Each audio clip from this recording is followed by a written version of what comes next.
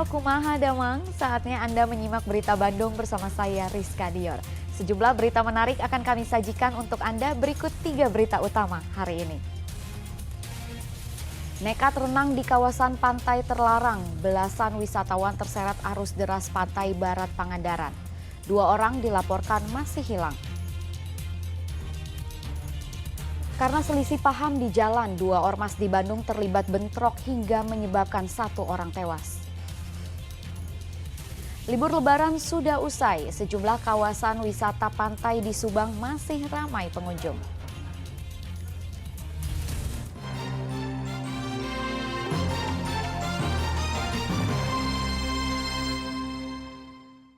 Belasan wisatawan terseret ombak pantai barat Pangandaran saat sedang berenang. 2 wisatawan dinyatakan hilang dan masih terus dicari. Tim gabungan memperluas area pencarian sejauh 3 km ke arah kanan untuk menemukan korban.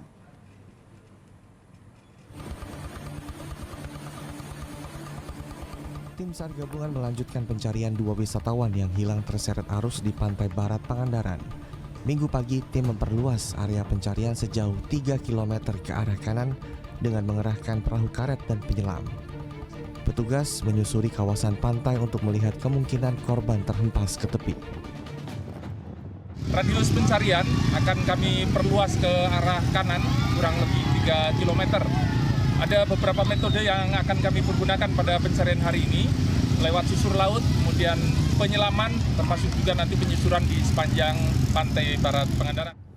2 wisatawan asal Ciamis bernama Muftafin dan Rifki Ajemudin hilang terseret arus ombak saat sedang berenang bersama belasan wisatawan lainnya Sabtu siang.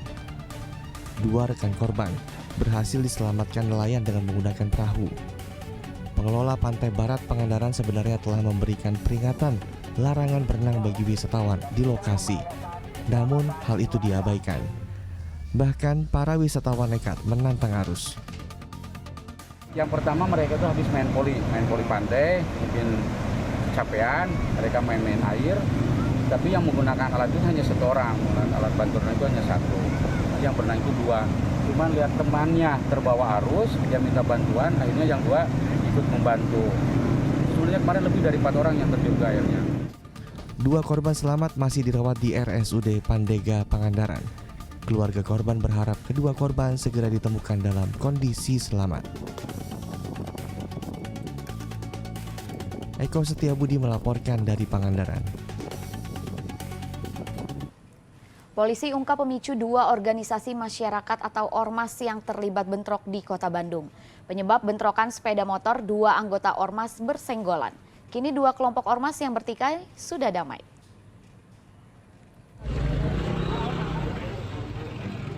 Pemicu 2 ormas yang bertikai di Kota Bandung hingga menyebabkan jatuhnya korban jiwa berhasil diungkap pihak kepolisian. Dari keterangan sementara, bentrokan tersebut disebabkan karena sepeda motor 2 anggota ormas bersenggolan. Pihak kepolisian memastikan tidak akan terjadi bentrok susulan karena kedua belah pihak sudah dimediasi dan mereka membuat pernyataan agar pertikaian itu tidak berlanjut.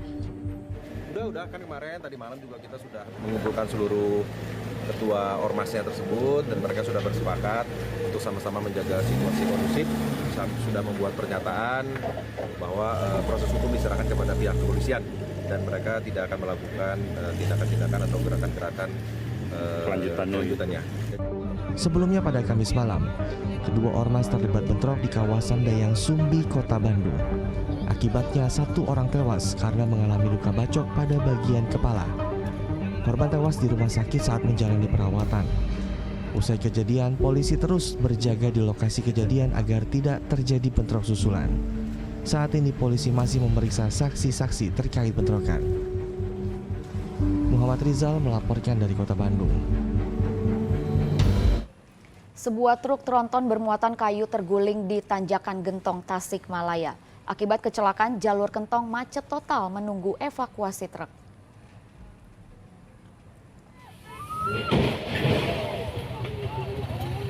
Diduga karena beban terlalu berat, truk tronton bermuatan kayu ekspor ini tidak kuat melewati Tanjakan Gentong, Tasikmalaya. Video amatir warga merekam truk kemudian terguling.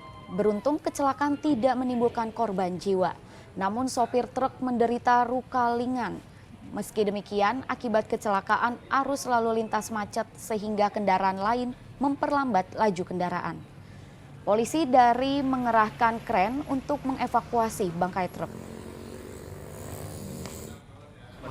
Sama anak gimana kondisinya, Kang? Aman. Maksudnya nggak sampai luka-luka gitu? Enggak. Oh gitu ya. Ini kenapa? Karena nggak kuat atau gimana? Bukannya nggak kuat, ini mah kontainernya aja udah miring. Sebagai langkah untuk antisipasi meningkatnya kasus demam berdarah, Dinas Kesehatan Kabupaten Kuningan melakukan pengasapan atau fogging di pemukiman warga. Dari awal tahun hingga pertengahan bulan April tercatat sebanyak 677 kasus DBD. 6 orang diantaranya meninggal dunia. Permukiman warga Desa Pajawan Kidul, Kecamatan Lebakwangi, Kabupaten Kuningan dipenuhi asap.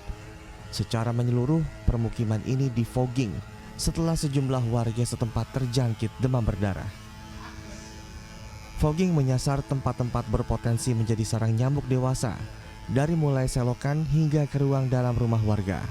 Sejak Januari hingga pertengahan bulan April 2024, tercatat ada 677 kasus DBD di Kabupaten Kuningan.